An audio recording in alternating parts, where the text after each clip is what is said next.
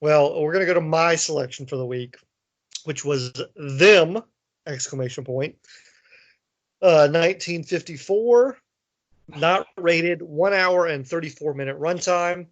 Has a 7.2 on IMDb, a 100% on the tomato meter, and a 77 from the audience score. It is tells the story of some atomic testing gone wrong as it's created giant man-eating ants.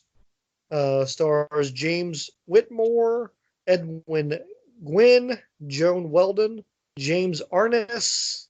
So I would say no name, big names that I can recognize. Maybe you do, but and directed by Gordon Douglas. What did you think of Them? It had 100 on the tomato meter. That is from 27 different critics. It should have had a 200 on the tomato. This was amazing. This was an awesome movie.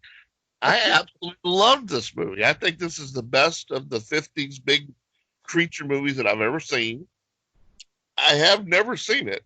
I have seen the movie poster, and I think the titles many times. And I'll tell you, it's probably because, well, the story is actually believable. Some of those Yeah. other, yeah, some of those other things. I mean, yeah, okay, people will say a giant ant, really, yeah, but if you remember you're in a sci-fi movie, sci-fi, you have to kind of put your Yeah. mind in a thing that think shit can happen. Because all those weird, horrible creatures that they came up with in those 50s movies and the, you know, weird costumes just to be costumes and all that. This actually is like, okay, they were doing atomic testing and we don't know what atomic stuff's going to do to people at the time, especially. Secondly, besides it being believable, the acting. The acting was actually not B movie quality acting, which James Whitmore is an excellent actor, always has been. All the surrounding people were fine. Of course, Edmund Gwynn is the one and only Santa Claus as Chris Mm-hmm. Kringle from Miracle on 34th Street. I did not recognize him at first until I heard the voice. I'm going, all right, I know this voice and this mannerisms. Who the hell is this? And I'd forgotten, I didn't even notice his name in the credits, so I had to actually go look it up real quick. I was like, oh, damn. Without that beard and with his face like that, yeah, he was unrecognizable. But that voice just got me. But of course, James Arnaz, he was, that's Marshall Dillon. That's, Mm. that's what he's. When you say James Arnaz, people say, yeah, that's Gunsmoke. That's Marshall Dillon. That's all he's known for. But he did a lot of little roles before that, including the original The Thing. He was the monster. He played the Mm. monster, The Thing, which wasn't much.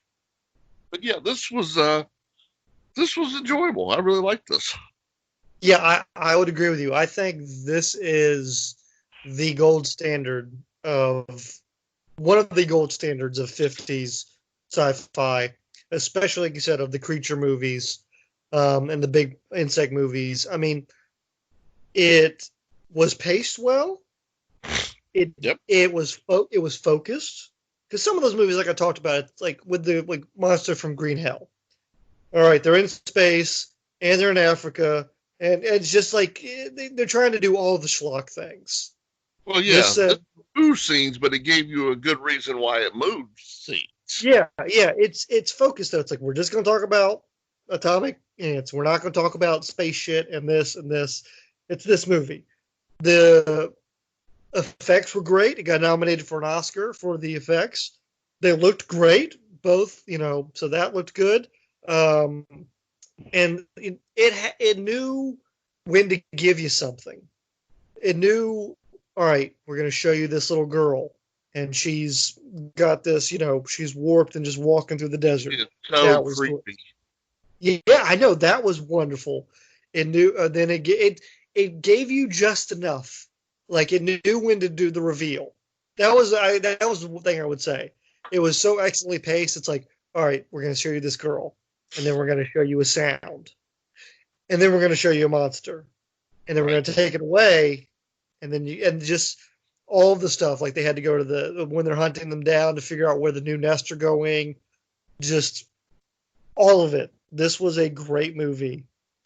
Yeah, the I sound this I should have been given an Oscar because that sound that they were playing when the ants were around was so incredibly offsetting and annoying and creepy, and like it was really annoying, and but they gave you just the right amount of time of it. I think it was just enough to make yeah you both anxious and like, oh my god, this has got to stop. If I was hearing this in real life, I'd be freaking out. yeah.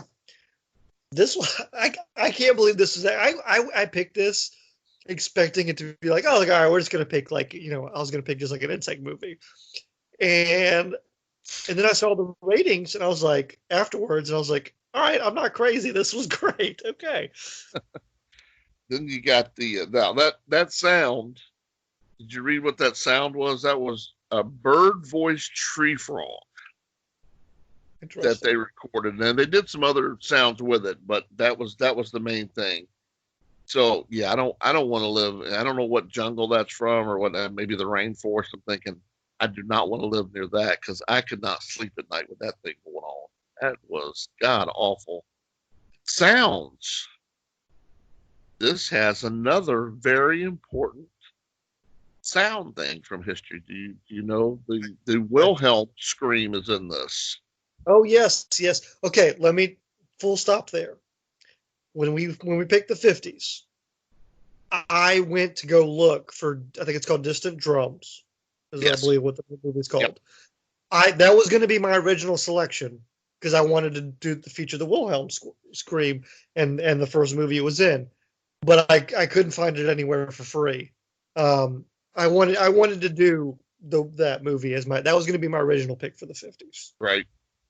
but And I mean, Lord, that's been in everything. Of course, it wasn't called the Wilhelm scream till later. First, it was called the man being eaten by an alligator, as well. It was yeah, actually written on the tape. But that stock thing has been used so over 400 movies that thing's been used in. I, I was going to suggest one week we should do a week where we do all movies that feature the Wilhelm scream. No, because you'll be trying to stick Star Wars in there. I won't. I I won't. didn't I didn't realize it had been used in every Star Wars movie until The Force Awakens, and they decided they weren't going to use it. It's actually been retired from the Star Wars franchise, but I didn't realize I knew that it had been in when Luke shoots the stormtrooper off in the Indiana Jones movie. So both of them used it. I did not know that it also shows up in Toy Story and Monsters University and Cars. So Pixar has used it quite a few times. But it's crazy that just one little sound effect has been in over 400 movies, and some of them completely iconic. Yeah. It's weird. Yeah, when I think of the Wilhelm scream, I think of that scene with Luke. Well, yeah, I mean, But it's funny. So this movie also, I mean, led us to a lot. Had a lot of led us to a lot of things. We had James Arnaz uh, got his role as Marshall Dillon from this because John Wayne kind of saw it, kind of recommended him for Gunsmoke. We also got our Daniel Boone from this. Disney went in to watch a cut of this so he could watch James Arnaz for his Daniel Boone show, but ended up liking Fess Parker better. So he yeah, got Fess Parker. And then, of course, we got that one little teensy tiny scene of one of my favorite people ever on screen. I didn't see him. Well, he's not. Oh, really? Oh, my Lord.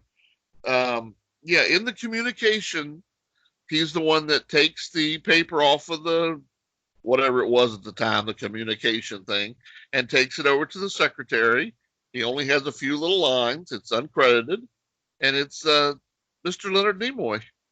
Yeah, I missed it entirely. I saw afterwards in the trivia that he was in this. I was like, Leonard Nimoy was in this. When did I miss him? Of course, worked with James Arnett's brother Peter Graves in Mission Impossible. And wow, how much did James Arness sound like Peter Graves? They really, when you're not looking at the screen, when you're not actually looking at them, they really at times when James Arness is speaking in his normal voice and not his Marshall Dillon slower Western talk Yeah. with the sound, he sounds exactly like his brother Peter Graves. But Mm-mm-mm. this was very enjoyable. I was surprised. I really thought I was just going to get some silly B movies and just kind of roll my eyes and go on and laugh, which I don't mind them sometimes. So, those are, like you said, those are good for a certain time. Hold on a second. Bless you as you sneeze off camera. I know. So how many movies? Here's a count I need. You're the numbers guy. You're the which I don't think there's any way we could possibly figure this out. I want to know how many movies have used the LA water basin Thank you. for Yes. a movie. Holy mackerel. I mean, I always think of Grease. Grease is the first Yeah. one that always pops. That and Terminator. Terminator 2, he's riding Chinatown. what's that? Didn't Chinatown use it too?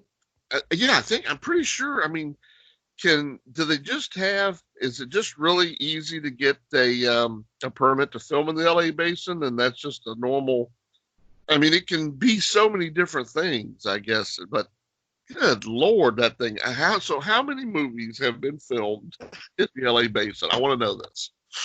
I, That's I your that's that your that is your assignment for next week. I want to know by next week. I will let you know. But yeah, I thought the same thing. I was like, oh, we're in the where's Danny Zuko driving around?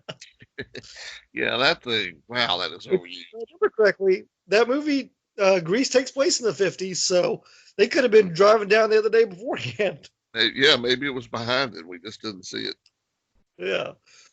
No, I'm glad you enjoyed this because I was like, I didn't know what you were going to think about it, but I was like, to me, I don't think this is hyperbole.